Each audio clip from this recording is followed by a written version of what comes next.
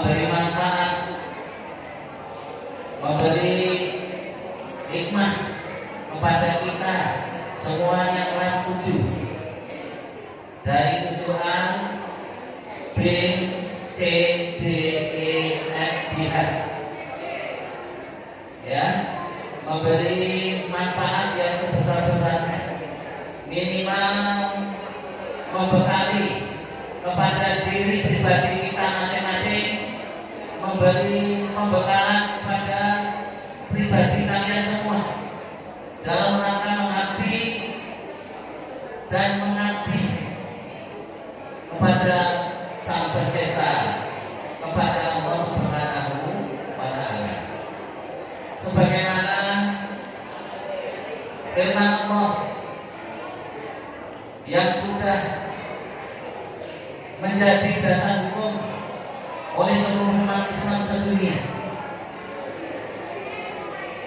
bahwasanya kita dilahirkan di dunia ini semata-mata punya visi dan misi, punya visi dan misi yang sudah ditentukan oleh Allah kepada masing-masing individu.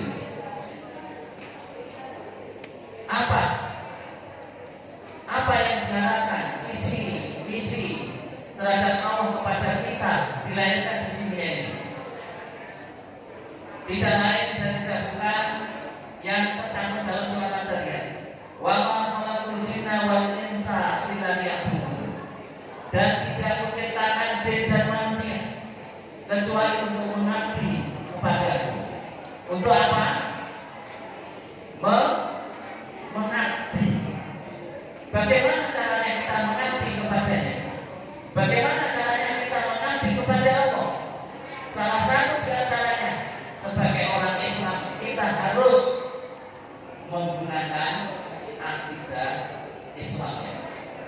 Sebagaimana materi yang diberikan oleh panitia pada pagi hari ini, saya diharapkan bisa menyampaikan materi akidah pada pagi hari ini.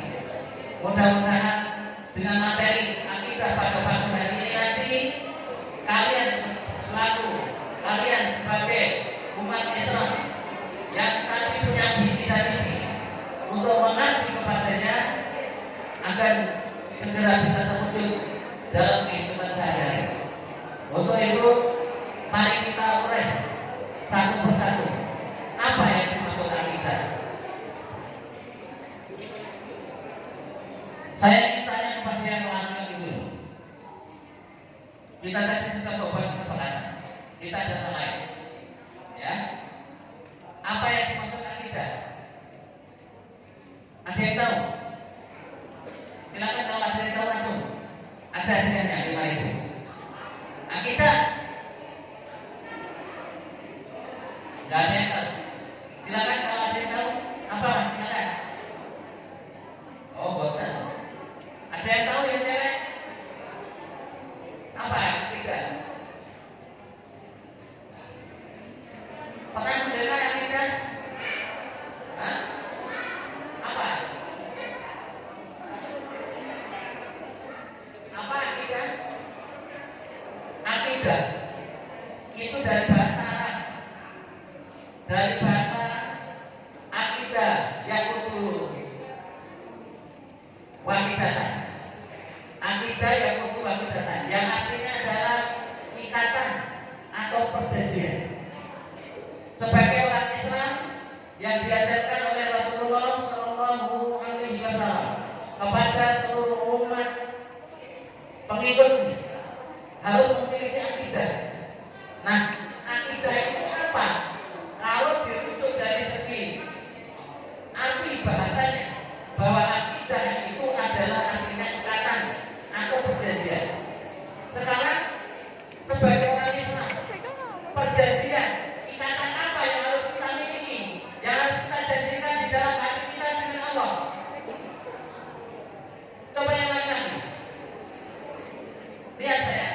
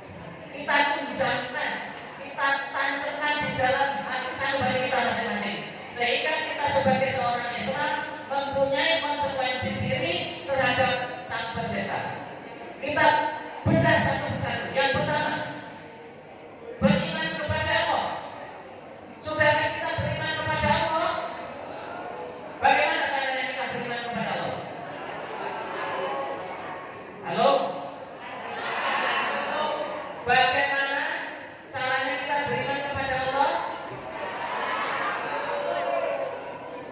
Coba saya ingin jawaban salah satu. Bagaimana caranya kita beriman kepada Allah?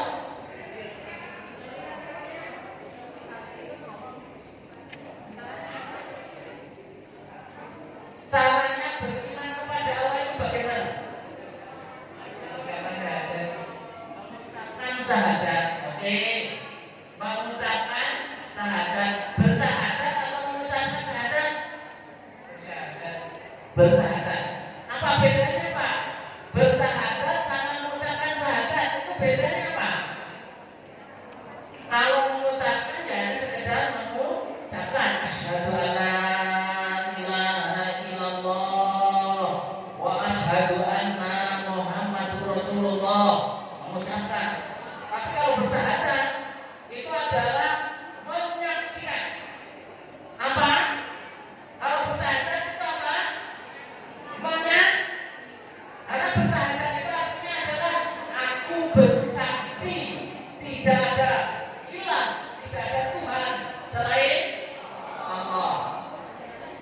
Terus pertanyaannya, kalian sudah bersyahadat belum? Ya, dulu itu. Pada waktu kamu masih bayi,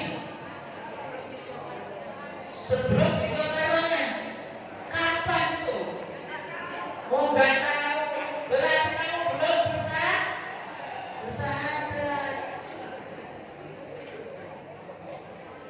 Loh, bukannya syahadat itu menjadi syarat sebagai orang Islam untuk menjadi agama Islam, untuk masuk agama Islam, syaratnya adalah bersahadat. Belakangnya bersahadat belum? Oke, saya tanya ya orang tua dulu. Kalian bersahadat belum? Sudah? Kapan kalian bersahadat?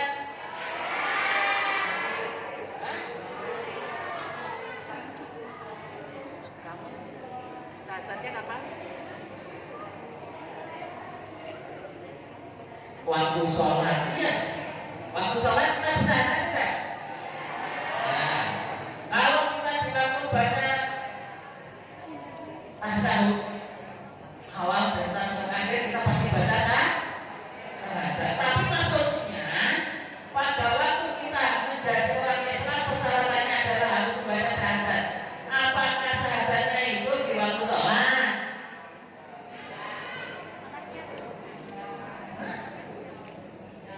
Apa kita pada waktu menjadi syarat orang Islam itu kita harus bersyahadat itu terus syahadatnya pada waktu kita sholat?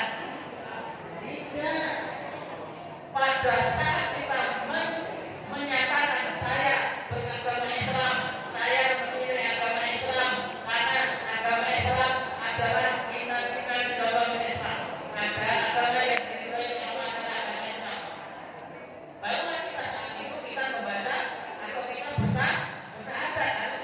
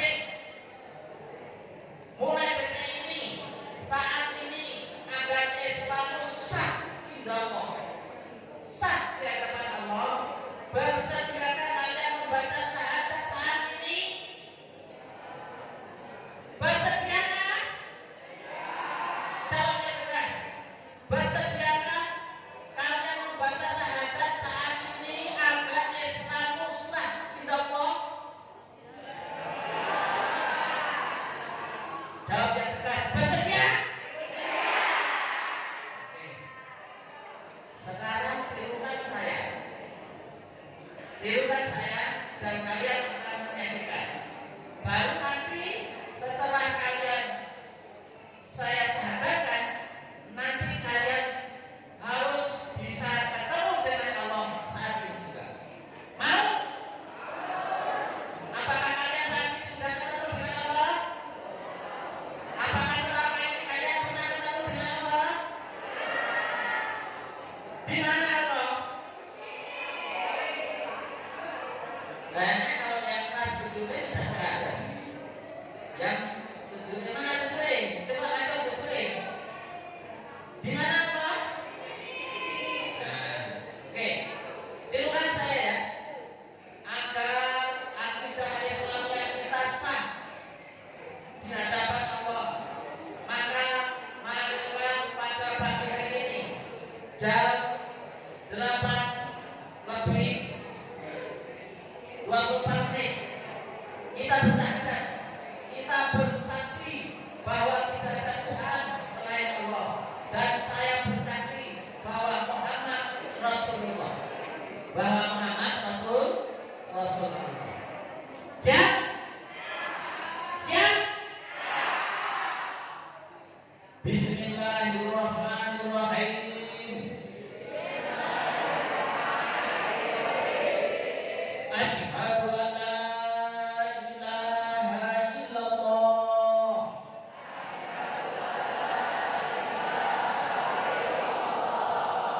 wa asyhadu anna Muhammadur Rasulullah.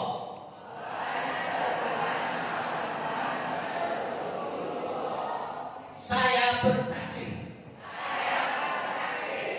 tidak ada Tuhan selain Allah, dan saya bersaksi bahwa Muhammad Rasulullah. Alhamdulillah.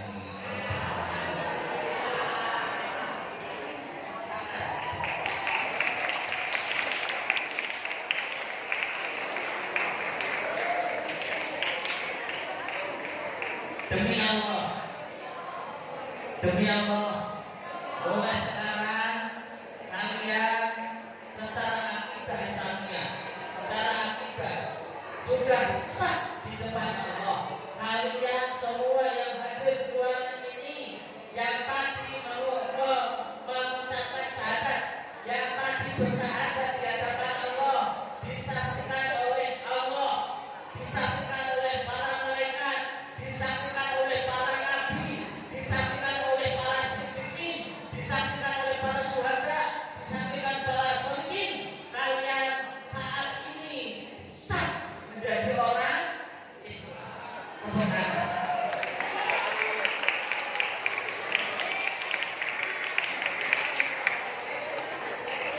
Sekarang perhatikan saya, lihat saya, lihat saya.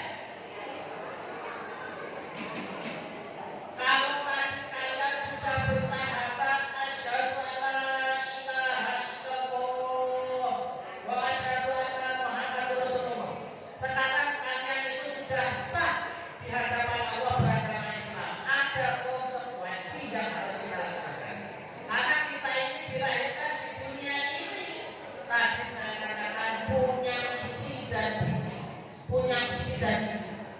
Visi dan misi Allah melahirkan kita di dunia ini, visi Allah menghidupkan kita di dunia ini tidak lain dan tidak bukan adalah sebagaimana yang tercantum dalam surat Al-Dariyat, "Wa ma khalaqtul jinna wal insa illa liya'budun." Tidak kuciptakan jin dan manusia. Kalau kita tujuannya itu adalah mengabdi kepada Allah, makanya kita harus ngerti Allah dulu.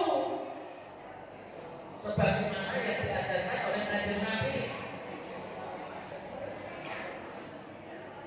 Kanjeng Nabi Muhammad SAW selama beliau diutus menjadi seorang nabi selama 23 tahun lebih. Dari 23 tahun, 13 tahun diantaranya adalah digunakan untuk menggembleng akidah, untuk menggembleng ketauhidan kepada para sahabatnya, kepada para umatnya.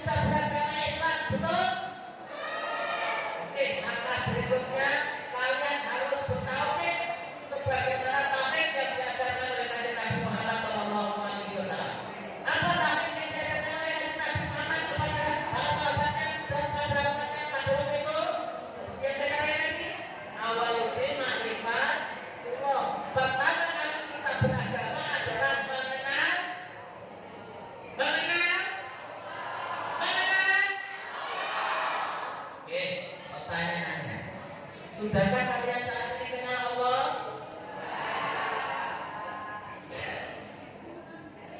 Untuk yang klasik, khususnya saya yakin sudah. Tapi kalau yang selain klasik, saya tanya, sudahkah kalian kenal Allah? Coba yang bilang sudah tadi sini, itu yang pakai pesis ya, kamu sini.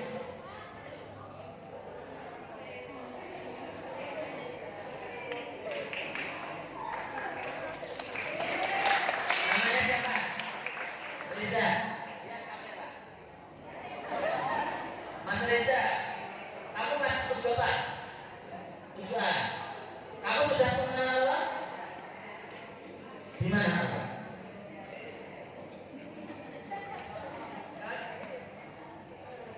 Di mana?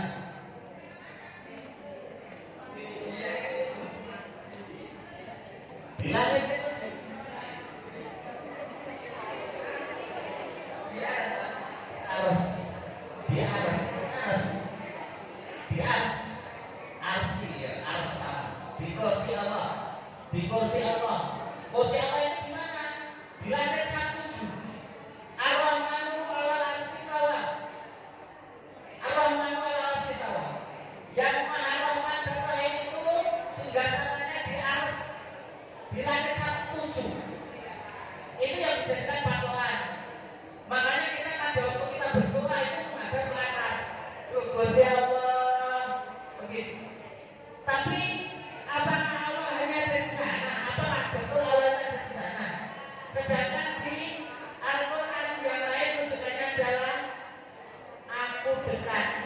Ya Muhammad, seandainya umatku bertanya tentang aku, dia saya.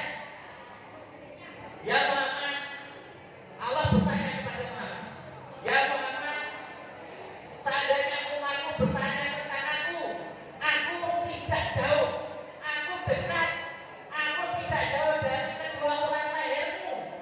Coba urat leher masing-masing bukan.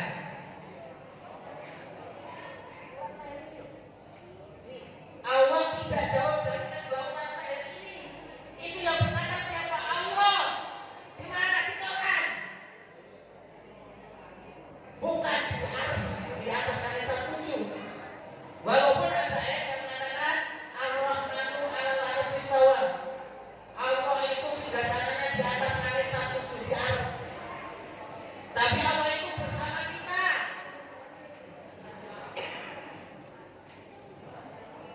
Wa nahnu aqrabu min hablil warid. Allah itu dekat. Bahkan saking dekatnya tidak jauh dari orang lain. Wa nahnu aqrabu min hablil warid. Berarti secara kasat mata masih siapa tadi? Reza. Sudah tahu Allah belum? Sudah bisa melihat Allah belum? Belum. Berarti belum tahu dong. Apakah Allah itu bisa dilihat? Kenapa?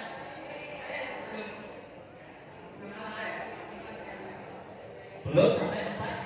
Kalau lihat di sini ya nggak bisa. Padahal Allah itu terang, Allah itu jelas, Allah itu jengkel nanti. Allah itu cetawelo, Allah itu terang, bahkan lebih terang daripada cahaya matahari itu. Makanya detik ini nanti kalian semua saya ajak untuk ketemu Allah. Kembali dari mati.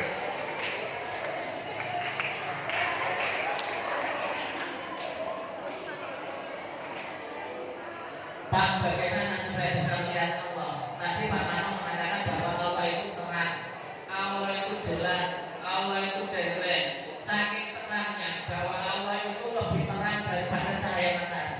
Cahaya matahari terang tidak? Di dalam ruangan ini ada cahaya matahari tidak? Ada. Coba matinya lampu semua. Kelihatan terang tidak?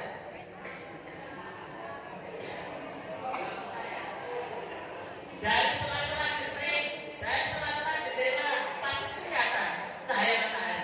Betul?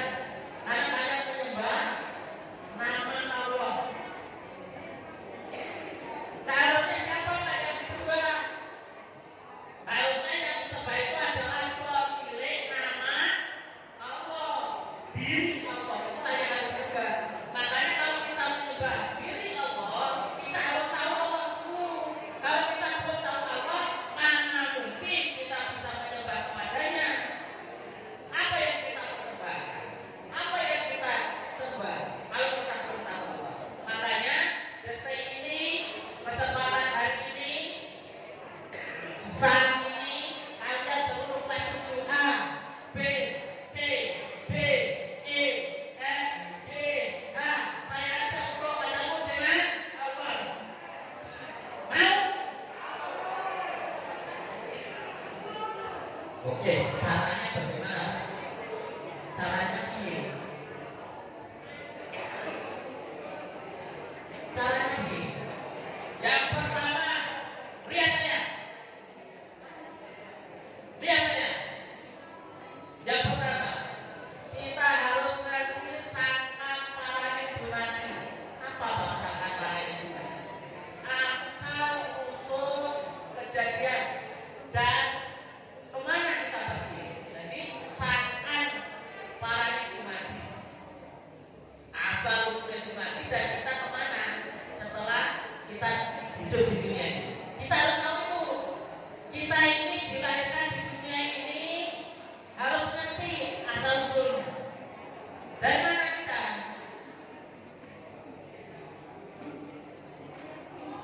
Dari perut orang tua, dari perut ibu.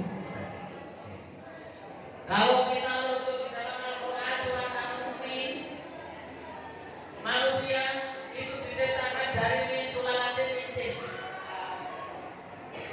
Dari min sulalatin mintin, dari saripati tanah. Tapi bukan berarti manusia itu diciptakan dibentuk dari tanah, bukan.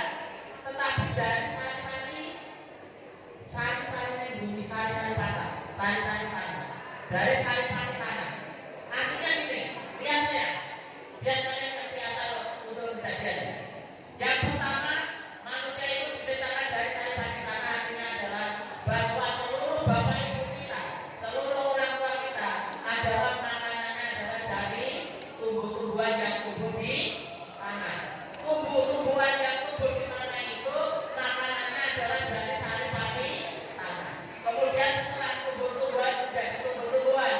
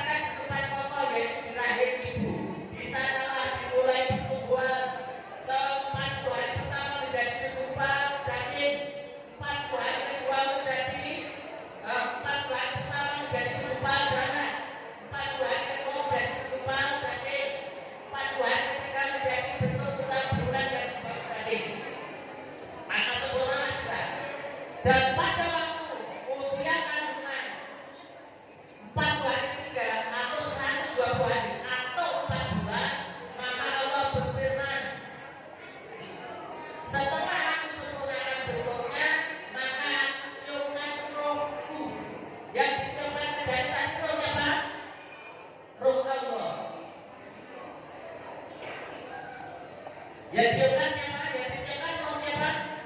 Roh Allah. Faida sawaituhu wa nafakhtu fihi min ruhi faqulu lahu sajidin. Maka setelah kusempurnakan kejadiannya, maka aku tiupkan rohku, maka bersujudlah kalian. Karena pada waktu itu, pada waktu Allah menciptakan manusia, pernah menyampaikan dulu kepada mereka, ya Allah, bahkan diprotes oleh mereka, ya Allah, kenapa Kau akan menciptakan seorang manusia yang hanya akan menjadikan kerusakan di muka bumi ini? Tapi apa kata Allah? Aku lebih tahu daripada kalian. Padahal mereka selalu bersujud, selalu tunduk taat dan takut kepada Allah. Tapi kenapa ya Allah, Engkau masih tetap mau menciptakan makhluk yang hanya akan membuat kerusakan bumi? Tapi jawab Allah, aku lebih tahu daripada engkau, wahai malaikat. Maka setelah faida sawaitu wa nafakhtu fihi min ruhi faqulu lahu sajidin. Setelah aku sempurnakan kejadiannya, maka aku tiupkan rohku, maka bersujudlah malaikat kepada Adam waktu itu. Jadi intinya bahwa kita itu adalah kejadiannya, proses kejadiannya adalah tiupan roh, hembusan roh dari Sang Pencipta. Kemudian saat roh yang akan ditiupkan tadi ke dalam janin, roh tadi dijanji oleh Allah. Apa janji roh kepada Allah? Janji Allah kepada roh yang akan ditiupkan tadi. Di dalam Al-Quran dijelaskan, bukankah aku ini Tuhanmu? Maka sang roh menjawab, bala syahidna, iya, Kau adalah Tuhanku. Jadi kita pada waktu diproses di kandungan, kita pernah bercakap-cakap dengan Allah. Masih ingat? Pada waktu kita ditiupkan roh kita ke kandungan, Allah sebelum ditiupkan roh kita ke kandungan, kejadian pada waktu kita diproses oleh kedua orang tua kita itu adalah kita sudah pernah bercakap-cakap dengan Allah. Bukankah aku ini Tuhanmu? Kata Allah. Kemudian roh bala syahidna, nggih panjenengan pangeranku. Jadi setelah itu kemudian proses 9 bulan 10 hari berlalu sudah, kemudian lahirlah kita yang saat ini sudah duduk di SMP Negeri Negeri kelas 7A, 7B, 7C, 7D, 7E, 7A, 7B, 7A. Inilah proses kejadiannya. Asal-usul kejadian kita adalah dari sari pati tanah yang diproses, dijalankan oleh Allah menjadi setetes air mani, kemudian bertemu, maka jadilah kita ini. Kemudian kita ini tadi setelah dilahirkan di dunia ini, kita punya visi Allah, punya visi Allah, yaitu mengabdi kepadanya. Wa ma khalaqtul jinna wal insa illa liya'budun. Dan tidak menciptakan jin dan manusia kecuali untuk mengabdi kepadaku. Kita punya misi. Bagaimana caranya kita menyembah Allah? Supaya kita bisa menyembah Allah, supaya kita bisa mengabdi kepada Allah, makanya kita harus mengenal Allah. Caranya mengenal Allah tadi jawab dari kita ngerti sangat para yang mati, ngerti asal usul kejadian kita. Ternyata kesimpulannya, lihat saya, kesimpulannya setelah kita mengerti asal usul kejadian kita tadi, ternyata kita ini adalah makhluk yang diciptakan oleh Allah. Kalau kita sebagai makhluk yang diciptakan oleh Allah, sebagai pencipta, makhluk yang diciptakan oleh Allah, berarti kita ini terciptakan Allah. Sebagai yang diciptakan, berarti kita harus tunduk patuh kepada yang menciptakan. Betul? Harus tunduk dan patuh kepada yang menciptakan. Kalau kita tidak tunduk patuh kepada yang menciptakan, dan terus kita mau tunduk patuh kepada siapa lagi? Kepada Syekh. Akhirnya kan kepada Syekh. Makanya kita sebagaimana visi Allah dalam Grand Design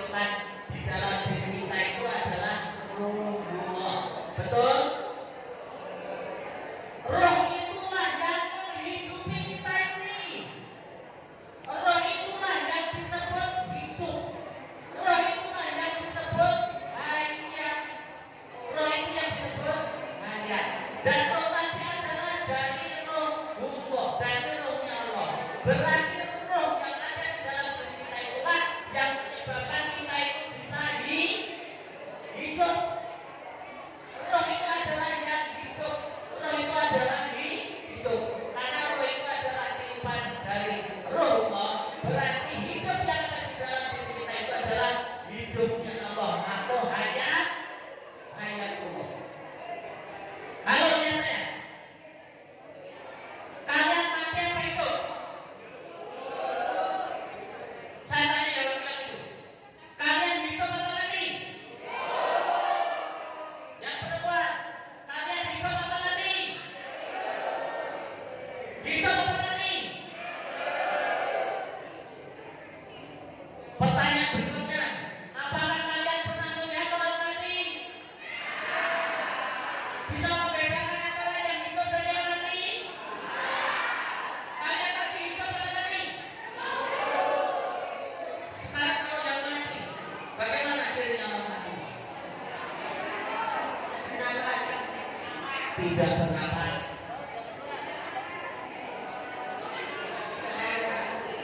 Tidak bisa melihat. Tidak bisa mendengar.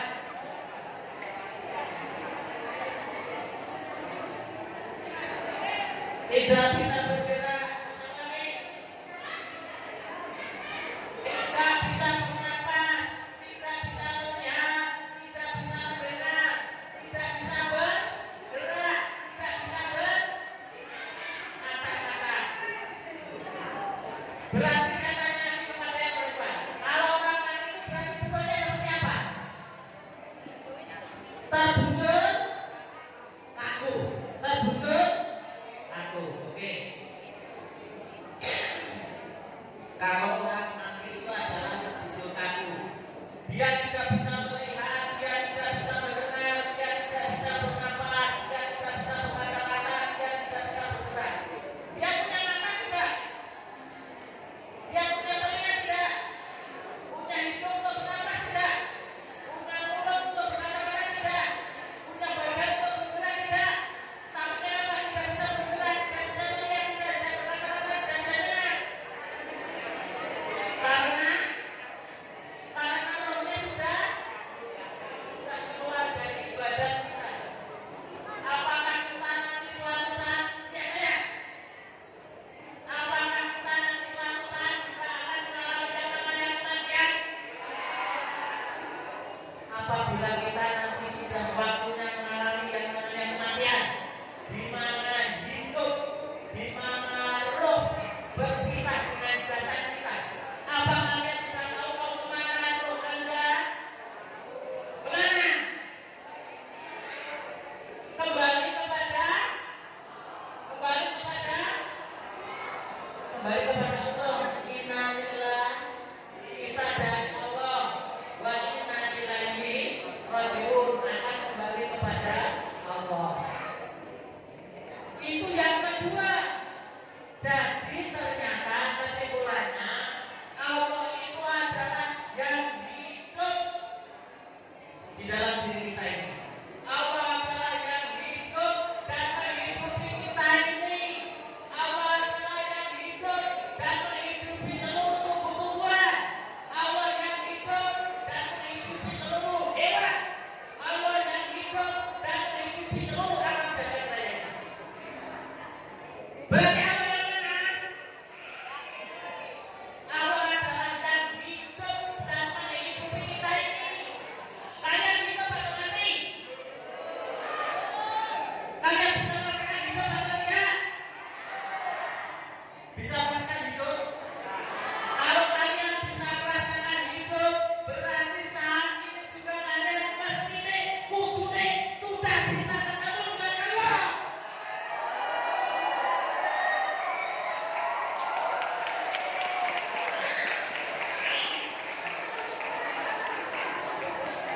Kalau sampai saat detik ini kalian belum bisa ketemu dengan Allah, kebalikan. Kenapa, Pak? Kalau kamu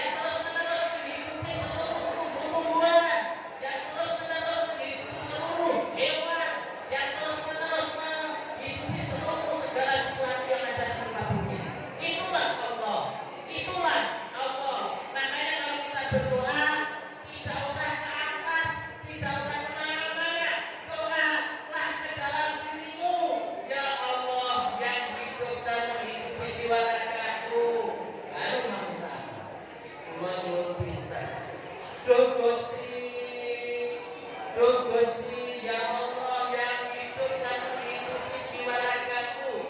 Duh Gusti, ingkang besaraken jiwa kula. Baru kamu minta, kula nyuwun bojo. Kula pengen ketemu jodoh kula. Tuh, mujud masih jiwa pengen jodoh. Gusti, Gusti ingkang besaraken jiwa kula. Kula pengen dados murid sing cerdas, murid sing pinter, murid sing ada. Duh Gusti ingkang besaraken jiwa kula. Kula pengen dadi presiden RI, gantos Pak Jokowi. Doanya pasti makbul. Karena apa? Karena langsung ketemu dengan Allah, langsung ketemu dengan Allah. Itu yang kedua. Cara yang pertama, tadi kita ketemu Allah, mengetahui asal usul kejadian kita, dan kisah para itu tadi. Kemudian yang kedua, apa ini tadi? Mengenal hidup, ternyata hidup ruh yang ditiupkan ke dalam jiwa kita ini, di waktu kita diproses di kandungan orang tua kita, itu adalah ruh Allah, hidupnya Allah. Ternyata hidup yang ada di dalam diri kita itu adalah Allah. Halo, tak tahu apa? Siapa yang menciptakan kita tadi? Kita sebagai makhluk yang diciptakan oleh Allah harus tunduk dan patuh kepada Allah. Siapa Allah? Allah adalah yang hidup di dalam diri kita ini. Allah yang menghidupi kita ini. Paham? Yang ketiga, Allah selalu menghubungkan hidupnya maha hidup dengan hidup yang ada di dalam diri kita. Perhatikan saya, yang ketiga. Mengenai Allah yang ketiga. Lihat saya. Yang maha hidup, Allah Subhanahu wa Ta'ala selalu menghubungkan dengan hidup yang ada di dalam diri kita. Melalui apa? Bernapas. Semua bernapas saat ini. Ya. Ada yang tidak bernapas saat ini? Buktinya kalau kita hidup apa? Bernapas. Karena bernapas itu adalah menghubungkan hidup yang ada di dalam diri kita, hidup yang ada di dalam tubuh kita ini dengan hidupnya Sang Maha Hidup. Dengan cara apa kita menghubungkan hidup? Dengan bernapas. Jadi napas yang keluar masuk yang kita hidup.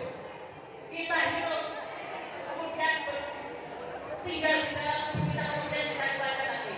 Itulah Allah, cara hidupnya Allah menghubungkan hidupnya Allah dan hidupnya yang ada di dalam diri setiap makhluknya. Oke, saya tanya, pernah melihat orang mati? Orang mati itu kenapa? Orang mati itu bernapas atau tidak? Orang mati itu ada